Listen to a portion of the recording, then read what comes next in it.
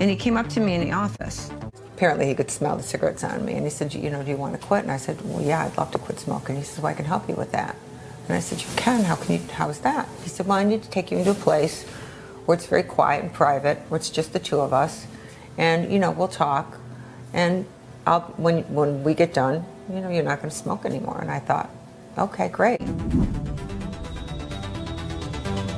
We went into his office, and he asked me what made me comfortable and what things made me nervous. And he was using pressure points on my hands. And he said, anytime you feel like you're going to smoke, what I want you to do is just press that spot, and you're not going to have the urge to smoke anymore.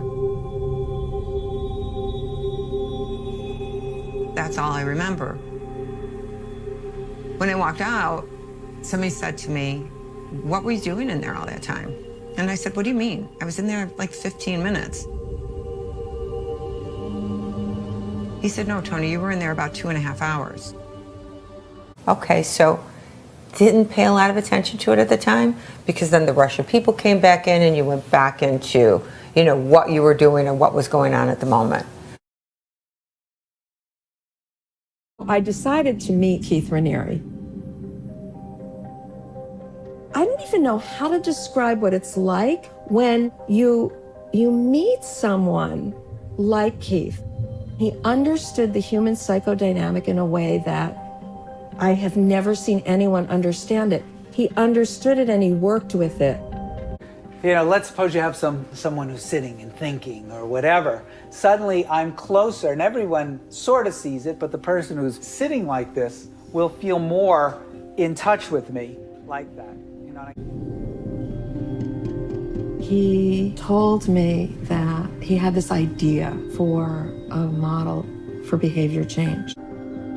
He took me into his office and we were drawing charts of perception, and it was the most compelling conversation I've ever had.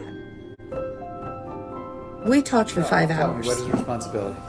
Is considered being Humility and vulnerability is fearlessness. If you're completely vulnerable, you have nothing to lose. That makes sense? Yeah. For several weekends in a row, we would have conversations. What do you think is the worst thing someone could call you? A liar. You do? Oh. As if you're getting shit for it. Sometimes I would cry. Sometimes I would laugh. What does materialism bring? Sometimes I would be walking around and I would feel like the ground wasn't steady. Sense of self is different than self-esteem. Very quickly. Your sense of self. I realized that the conversations we had somehow shifted my perspective. And I was far more positive than I was when I met him. Like, far more positive.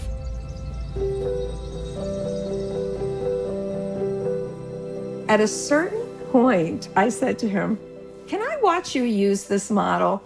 And he said, what do you mean? And I said, like on a person. Can I like watch you use this on a person? Could you get a person and let me watch you do a session? And he said to me, you mean other than you?